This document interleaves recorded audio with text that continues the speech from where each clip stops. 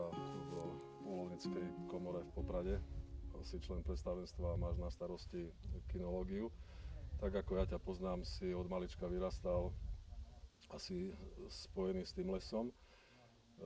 Chcel by som sa ťa opýtať, aby si nám vysvetlil, čo to znamená PF a ako tieto skúšky prebiehajú.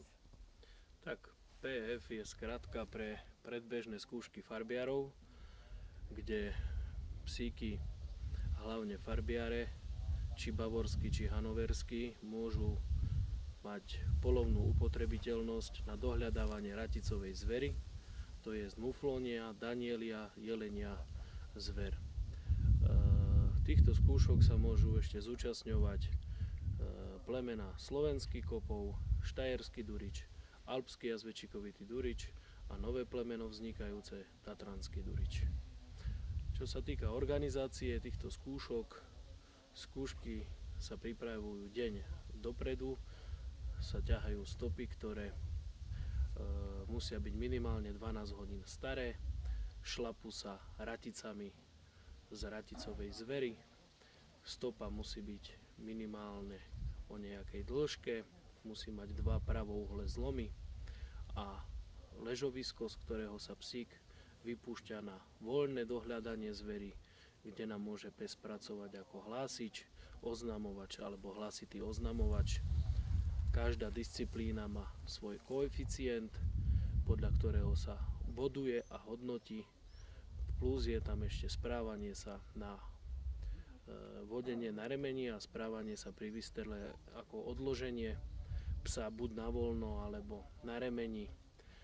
Tieto známky zo všetkých disciplín sa zrátajú, vyjde nám počet, či nám psík skončil v prvej, druhej alebo tretej cene. Ďakujem, je to určite vyčerpávajúce, čo sa týka aj pre mladého psíka, aj pre samotného vodiča. No, keď už človek investuje nemalé finančné prostriedky do toho svojho psíka, aby mu pre tie polovnícke účely slúžil, tak určite dnes beží množstvo ponúk, čo sa týka sledovania psíkov. Stretol si sa s takýmto niečím, alebo niečo podobné vlastníš?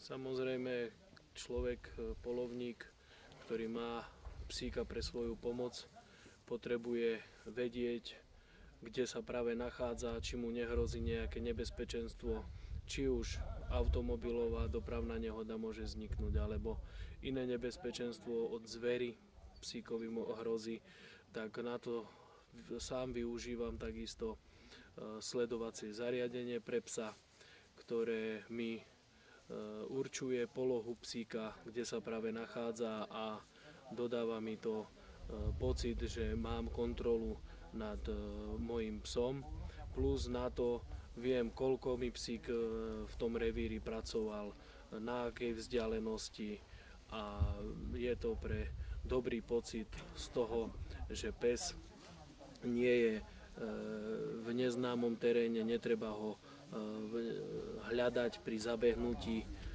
keď sa chodí na spoločné polovačky alebo dohľadávky do iných revírov, do iných štátov. Ďakujem. My sme tu dnes predstavovali nový výrobok, ktorý sa objavil asi pred 3 rokmi na slovenskom trhu. Je to fínsky výrobok značky Tracker. Myslíš si, že táto cena a investícia do podobných zariadení je adekvátna hodnote samotného psíka? Dobre vycvičený polovný pes má pre poľovníka nevyčísliteľnú hodnotu.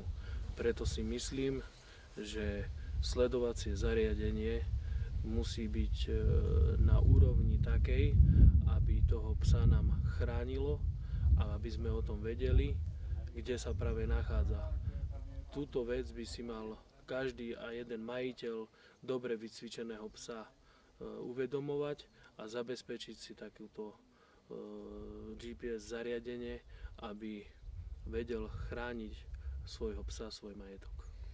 Ďakujem, vážení priatelia. Mohli ste si vypočuť názor jedného z mladého, ale veľmi skúseného pracovníka v oblasti kinológie. Ďakujem veľmi.